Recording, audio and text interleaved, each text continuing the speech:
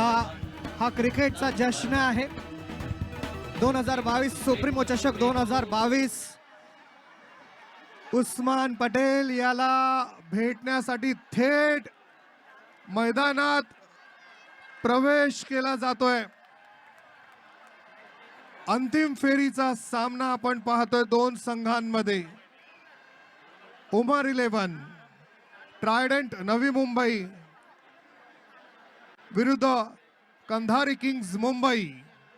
आणि यावेळी उस्मान पटेल, यावेळी क्रिकेट रसिकांनी पहिल्यांदा मैदानात प्रवेश केलेला आहे. आम्ही सगळ्या क्रिकेट रसिकांना विनंती करतोय की आपण असं काहीही करायचं नाही, असं काहीही करायचं नाही. स्पर्धेचं शेवटचं पर्व आहे, फायनलची मॅच आहे.